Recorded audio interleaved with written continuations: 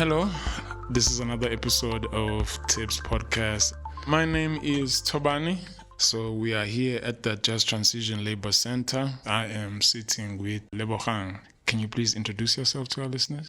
Hi, my name is Lebogang Mulaisi. I work for the Presidential Climate Commission. I head up research and policy for the Commission.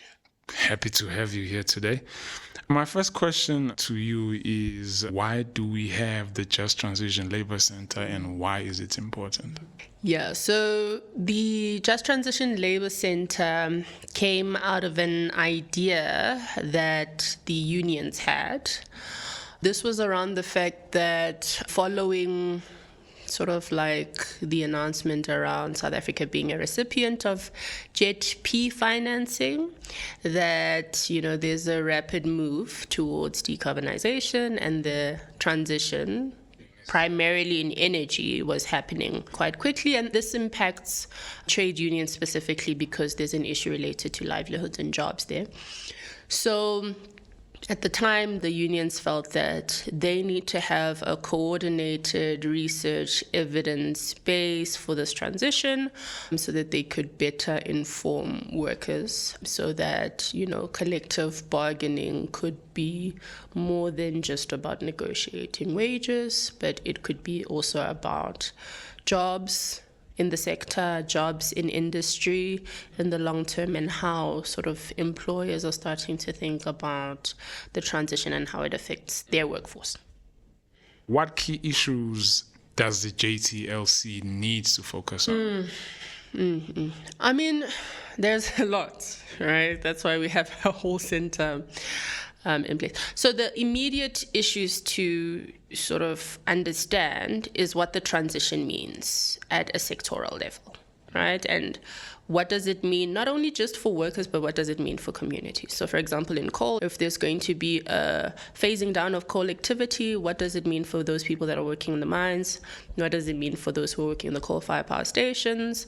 And then ultimately, what does that mean for communities? Because workers don't just come out of nowhere, they come from communities. And then in the more medium to long term, the question is then around what do we need to do to our economy structurally so that we can create alternative sectors, alternative job opportunities, alternative livelihoods. Because with transition, we know, comes, job losses, because transitions in their nature are disruptive. So that's the reason why this center exists. It's for the trade union by itself to come up with solutions for this transition, and for the trade union by itself to communicate what those opportunities are to their membership. Because when it's coming from government, when it's coming from business, there's a trust deficit there. So if the trade union by itself can come up with solutions, and I mean, the trade union does this all the time, right? It's just that here we're just focusing specifically on the energy transition. I don't know much really about, the topics that are spoken here. I mean, I'm a communications person, but if I could be skeptical a little bit, I feel like there is some sort of a destabilization in economies through this, whereby you're feeling like a certain region or area is saying you need to decarbonize. And yet, for example, South Africa, we are a coal-based economy. So now, I feel like this is just another era whereby new markets are being created. And my concern is, as we transition, are we going to rely on the North being the ones that generate technology for climate resistance?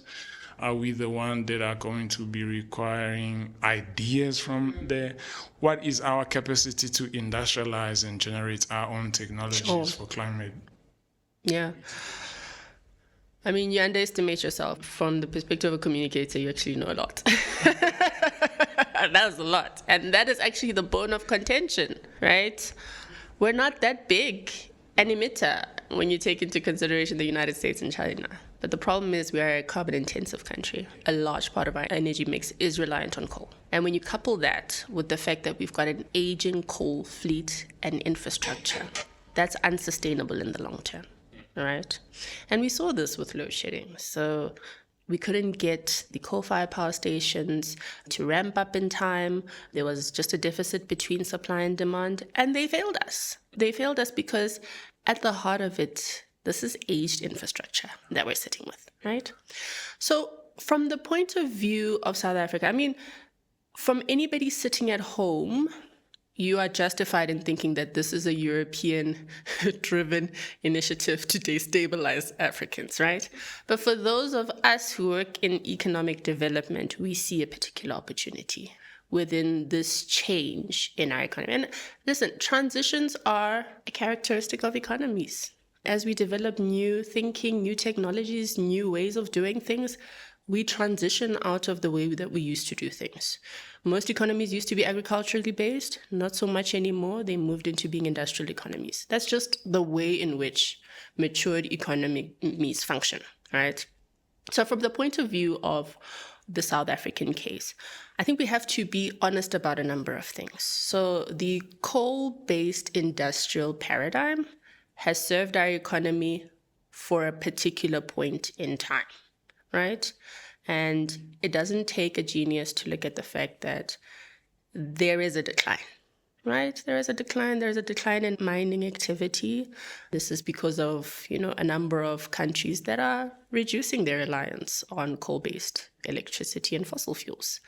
There's been a decline because even here in the South African case, we are no longer getting really cheap electricity anymore from coal. And this is not because of coal as an import cost, but because of a number of things that happen that compound the cost of coal-based electricity. So from that point of view, we've reached a particular point in terms of our fossil fuel-driven economy. And we are an open economy as well. We trade with the rest of the world. So we are also vulnerable to whatever the world decides to do with its markets.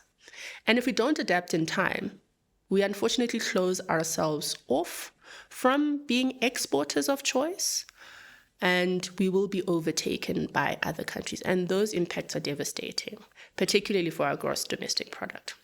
So when you look at those internal related realities, it is in our best interest to pursue a different growth paradigm that is greener and cleaner in nature. With green technologies, what we're seeing is that the learning curves are declining. Cost of electricity is actually quite cheap relative to coal and other energy sources. So we've got an opportunity to, again, be an energy-intensive country, but energy-intensive with green energy now. And that's an attraction for industries. They want cheap electricity and they want ease of doing business. And that will attract them to your economy to set up their operations. So these are the things that we have to think about when we think about the full picture. I know the conversation is sometimes rooted in electricity and what's happening to the electricity sector or energy, but it has ripple effects in terms of our economy and how our economy functions. But like I said, this is easier said than done. It's a disruption at the end of the day. We have built value chains, we have built regions, we have built a lot of things. Our industrial policy is on the basis of this energy mix. So it's a disruption in nature, but necessary because from what I've seen, again, a fossil fueled intensive economy is only going to take us up to a particular point. And if we are interested in increasing jobs, increasing livelihood opportunities, changing the structures of ownership within this country, this is a viable alternative to what we've previously known. I hear you. So where do you see the future of the JTLC? Ooh. I'm going to be very biased. I mean, I was one of the people that put this center together. I mean, I want to see it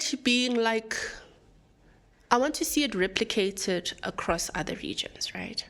So one of the reasons why I had a particular keen interest in having a labor center that focuses on just transition here in South Africa is because I had first seen one that serviced a number of countries. So this was the International Trade Union Confederation Just Transition Center, but it was more global in its focus and it assisted South Africans. But I had a feeling that we need something for South Africans that South Africans can drive. And also that helps you take ownership of your just transition journey, right? So that it's not a European, because I mean, Europeans can transition tomorrow. They've got the money to do it. They've got the technology, just like you said, right? Whereas we have like serious things that we need to take into consideration that affects the pace of our transition. So that's why I felt that we needed to have a South African just transition labor center. My hope is that this is a model that can get replicated in like different countries across Africa, definitely. So Senegal, Nigeria, these are the things that I think are really important. And funny enough, like people from Botswana want to set up a labor center, not because they're transitioning. They don't have like a carbon intent. Well, they do because they get their electricity from us. But it's not regionally based for them, right? So they don't have the problems that we have with Mpumalanga and stuff. But how they look at it is that, you know, this transition or these centers can be a hub for economic development strategies that are linked to decarbonization, which I think is important. I think that's important because people look at this as, you know, hippies trying to green. I mean, greening is great. I think that's amazing. But really, this is more about economic development over and above like anything else. So that's my vision. My vision is we can replicate this model across various other regions, but also it becomes sort of like a hub for knowledge. I have gotten my best ideas working in the trade union, and because I feel like trade unions are just universities. They don't give you accreditation or anything, but I think they are universities and you can learn a lot. And this is what I'm hoping, you know, the center can also start to become like this hub of knowledge, information, and it can shape policy. So in the research that the center contributes, I also heard you say it is evidence-based. We are Africa, and I just feel like even if you look at something like the African Continental Free Trade, which is like a trade policy rather than an industrial policy, do you want this center to also contribute research that could provide opportunities as far as regionalism is concerned? To just say, we have a mine over there in Mozambique or Zimbabwe, we have another one here. How can we combine forces, you know, to transition in a certain way? I mean, what's your take just on regionalism in this center? And we haven't done that really well, right? Because everybody is so nationally focused when looking at the transition. Everyone is trying to decarbonize in time, make themselves really attractive to the European Union market. That's a strength if we're just looking at No, I don't. I actually don't think that that's the way to go about it. For me, one of the things this transition is challenging is the standpoint of Africa as a united force that is able to do business with each other. So from the point of view of the Africa Free Trade Agreement, but their ability to come together in a way that they previously haven't done, right? So Africans do a little beauty pageant and they want to be attractive to, like, you know, European markets, Western markets. And that's because, to a large extent, I mean, this is how our economies have been structured, right? So this is, you do what you know. But what this transition actually provides us with is an opportunity to extend our unity amongst each other, look for opportunities within the continent, develop technology, transfer the technology within the continent so that we can share best practice and ideas. That, for me, I think is the best thing. So, for example, in the era of Trump tariffs and in the era of CBAM and in the era of whatever's going on, we're still not looking internally to sort of strengthen our collaboration so that we can trade with one another much better. And I think this is a key opportunity for the African continent that I hope gets strengthened. Last week, I attended a Global South exchange with trade unions from the Global South. And these are the things that they're starting to talk about, that there is an ideological shift that's taking place as a result of this transition. That just begs the question, why are we not better coordinated and integrated as a region, having so much wealth in terms of resources, a youth dividend, as well as just really talented people in our region that can take us to the next level. And hopefully these types of conversations, and I hope we can break down this nationalism that's happening, where people are just interested in preparing their markets, but just like a broader conversation around regional coordination and integration. Yeah. Thank you so much, Lebogang. Do you have any final remarks? Maybe just to say that, I acknowledge that transitions are difficult, right? I acknowledge that they're difficult to do. So you'd rather just not do them, not get involved in it. Yeah, that's the approach. People tell you you've got 100-year reserve of coal. We must just stick to what we know how to do. This is how our economy has functioned for years. In the light of that, I think what we need to realize that we have an opportunity here as a country, as a continent, to do things differently. We're the most unequal country in the world. We have a chance through energy generation, through renewable energy plants, to break down those concentrations of ownership, because renewable energy plants don't require the type of, economies of scale that you would need from a coal-fired power station. These are the opportunities that exist in this transition. And we're not transitioning for the sake of transitioning, but we're transitioning to leave this country in a better position to address our critical challenges, but to also have a prosperous country, right? I often get very upset when people think social cohesion happens as a result of sporting matches. It doesn't. Social cohesion happens when people feel like they're participating in the economy. And we have an opportunity to do that. Social inclusion, economic participation for people who have been on the margins of our economy for the longest time.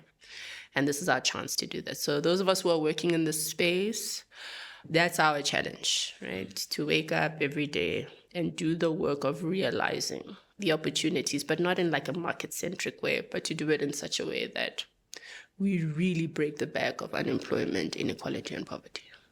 Thank you so much, Lebogang, Thank you. and good luck with the work that you do in the presidency office.